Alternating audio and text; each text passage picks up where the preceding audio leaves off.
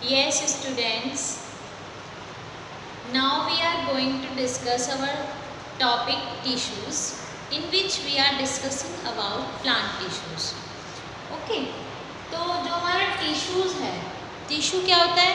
Group of cell, जो सारी sales combine होती हैं और क्या फॉर्म करती हैं? टिश्यू फॉर्म करती हैं। अब टिश्यू को हमने फर्दर डिवाइड किया था 2 पार्ट्स में, that is plant tissue and animal tissue. Okay, तो अब हमारा आता है plant tissue. We have already discussed a first type of plant tissue, that is meristematic tissue. Now we are discussing about permanent tissue.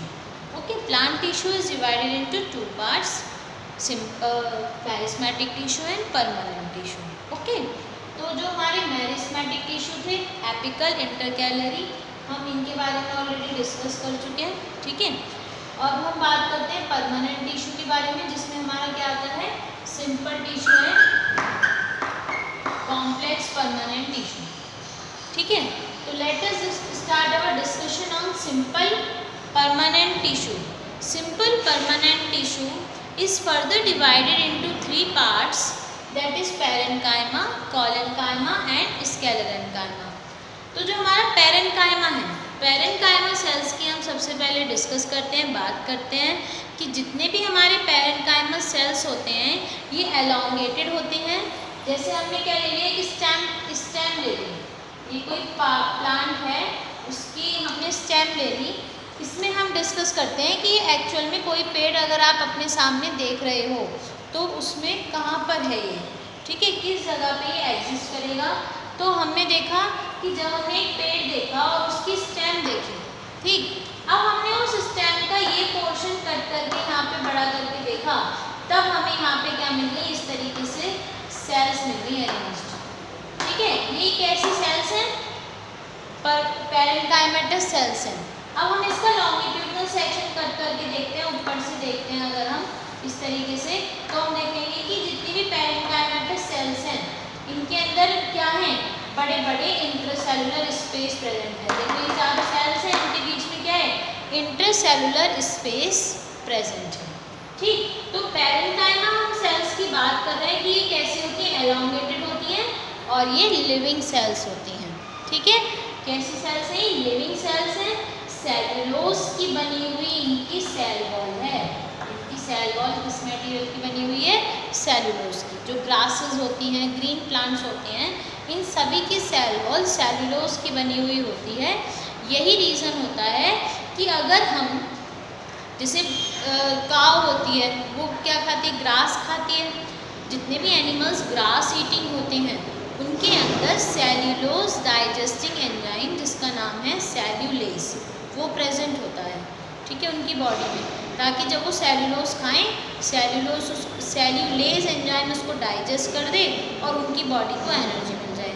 ऐसा नहीं हम घास नहीं खा सकते, हम भी खा सकते हैं, लेकिन हमारी बॉडी में सेल्यूलेज नहीं है तो हमें उससे एनर्जी नहीं मिलेगी। फूड हम क्यों खाते हैं?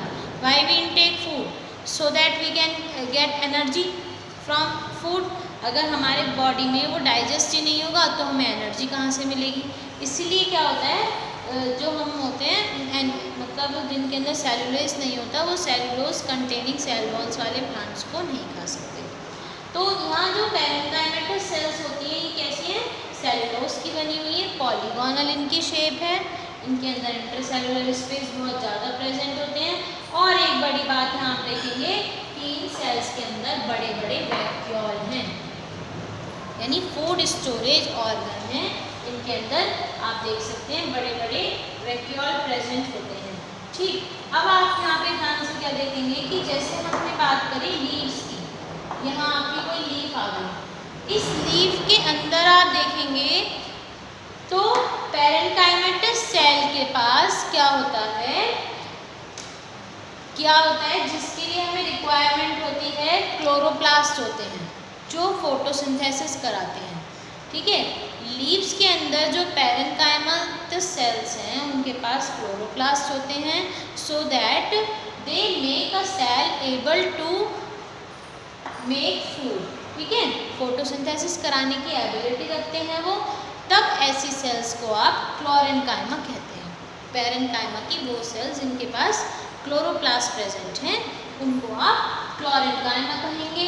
अब आप देखेंगे जनरली एक्वाटिक प्लांट्स जितने भी होते हैं पानी में जो रहते हैं वो ऊपर तैरते हैं ना, फ्लोटिंग, ब्यूएंसी बोलते हैं उसको, साइंस फिजिक्स में आप पढ़ेंगे ब्यूएंसी, फ्लोटिंग।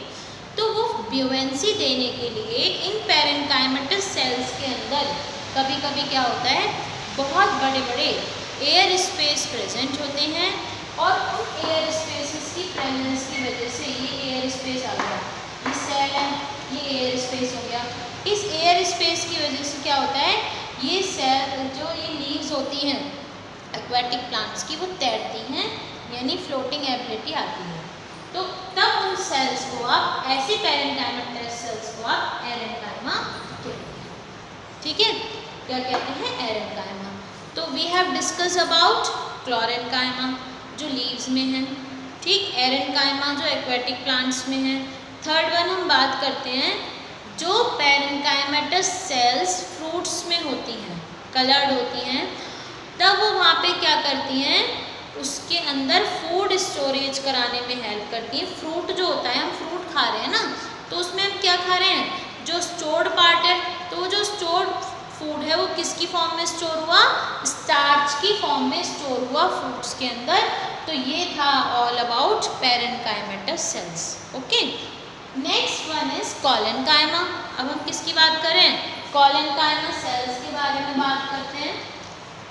तो कोलेन्काइमा सेल्स जो होती हैं, इनकी जो स्ट्रक्चर है वो भी कैसी होती है, एलोंगेटेड होती है, ये भी, ठीक है, ये भी एलोंगेटेड होती हैं और इनके अंदर भी लिविंग सेल होती है, ये भी, ठीक है, इनकी कंपोजिशन भी कैसी है, लिविंग सेल्स होती हैं ये, ठीक। और इनकी जो सेल वॉल है रिलेटेड, यहाँ पर इंटरसेलुलर स्पेस होते हैं, कम होते हैं लेकिन, ठीक है, जैसे पैरेन्काइमा में बहुत ज़्यादा होते हैं, यहाँ कुछ कम होते हैं। अब इनकी जो सेल वॉल होती है वो सेल्यूलोज और पैक्टिन दोनों की बनी हुई होती है, उनसे मिलकर बनती है और इनके अंदर लिटिल इंटरसेलुलर स्पेस होती है। अब आप देख सकते हैं कि जो पेरिफेरल रीजन है, कॉर्नर वाले ये रीजन जो होते हैं स्टेम के या लीव्स के, वहाँ आपको कोलेन्काइमा सेल्स मिलती हैं। तो इनका काम क्या हो गया, फूड क्या करती है, मैकेनिकल स्टोरेज, ठीक है, मैकेनिकल स्ट्रेंथ देती हैं प्लांट को, ठीक है। तो ये इनका मैकेनिकल स्ट्रेंथ देना इनका वर्क हो गया और ये प्लांट को फ्लेक्सिबल बनाने में, जैसे आप देखते हो ना, कोई लीफ है अगर वो बेंड हो रही है तो वो एकदम से टूटेगी नहीं, अगर कोई प्लांट भी बेंड होता है तो वो भी एकदम से टूटता नहीं है। तो यानी फ्लेक्सिबिलिटी देने में किसका रोल रहा, collenchyma cells. Okay, next third one जो आता है आपका आता है स्केलेरेन्काइमा।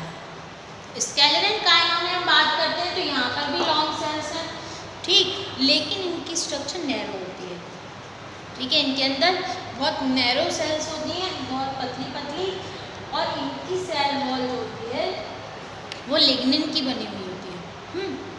इंटरसेलुलर स्पेस बिल्कुल नहीं होता है और जो वेस्कुलर टिश्यू होते हैं, ठीक है, उनके चारों तरफ की जो स्ट्रक्चर होती है वो स्केलेरेन्काइमेटस सेल्स होती हैं।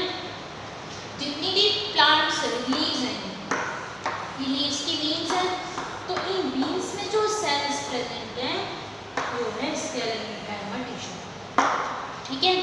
या मूंगफली खाते हो आप या कोई भी नट्स खा रहे हो आप, उसकी जो कवरिंग है वो सभी कवरिंग स्केलेरेन्काइमा की ही बनी है।